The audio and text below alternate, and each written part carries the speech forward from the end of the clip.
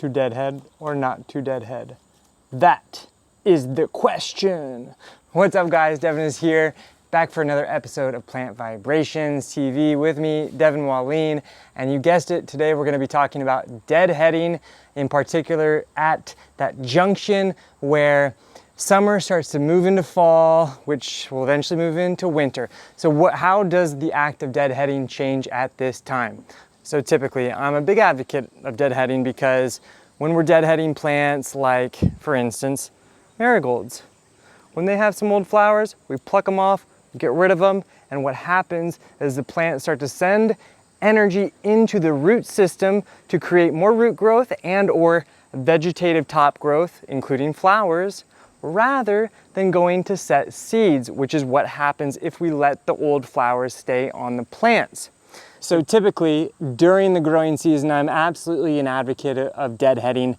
A lot of those plants that we are going to be deadheading are actually going to have an opportunity to bloom a second time. Other plants like our Shasta daisies, it's probably not going to bloom a second time, but the plant looks way better now than it did when it had a bunch of like ugly brown mushy looking flowers sitting on top, creating this really kind of ugly energy. Now it does still look kind of ugly because it has just like the clean cut off top, but it looks a little bit more tidy, a little bit more neat.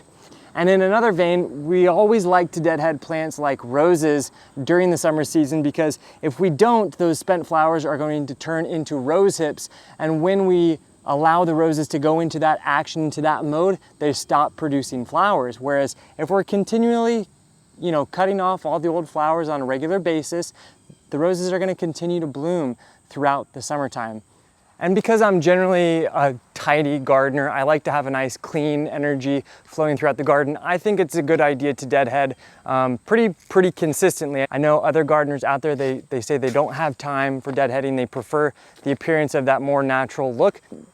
If that's for you, then great, don't do it. So there is a definite time when we want to leave our old flowers on our plants rather than removing them for a more clean look in the garden. And that is at this time of year when we're transitioning into fall. If I cut all these old flowers off of these Rudbeckia black-eyed Susans off, there's not long enough warm growing season for them to create a second flush of flowers. It's just not gonna happen. Likewise for my Monarda bee balm over there or my other black-eyed Susans back there. So rather than cutting them off, I'm gonna let them stay on the plants, creating that real natural look, which is 100% gonna provide some beautiful interest in the middle of winter time. I'll be sitting inside, drinking a warm cup of tea, looking out at my plants, at these old spent flower heads, and you know what's gonna be there?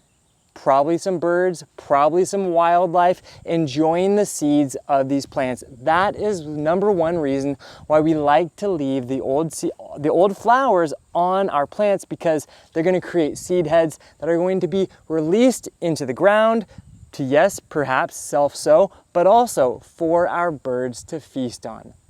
So just by doing a little bit of cursory research, you can find out the plants in your garden, which plants really are going to provide a seed that's enjoyed by our birds, by our wildlife, and which probably aren't. So the ones that aren't, maybe there is no reason to leave the old flowers on your plants at the end of the springtime. For instance, I have one of these lilacs, these re-blooming lilacs that is re-blooming right now, but that's not going to provide any additional seeds that are going to be eaten by our birds. So at the end of these blooms, I'll absolutely go ahead and cut those back.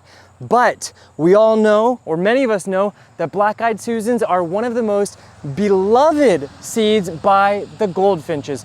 So there's no chance in heck that I will be deadheading these black-eyed Susans. Now, if you want to bring some in to enjoy as a flower inside the home, that's great, do that for sure. And I actually did that, and here you can see all the little seeds that have fallen on the countertop. Those are the seeds that are going to be A, consumed by our birds, or B, self-sowing into the ground to create even more plant life the following year.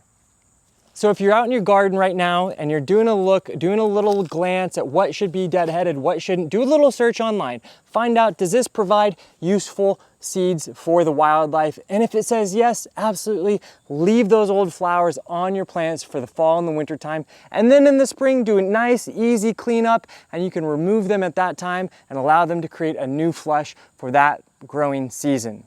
So in case you were wondering, to deadhead or not this fall, now perhaps you can make a little bit more informed decision. I know many of you probably have wonderful experience leaving your old flowers on your plants. Leave some of the plants that you love to leave the old flowers on throughout the fall and the winter, so some of the other members of this Plant Vibrations community can learn from your experience. Also, make sure you like this video and subscribe to my channel if you've been enjoying all of these plant vibrations. Anyways, thanks for joining me here on my channel. I will see you guys soon. Ciao.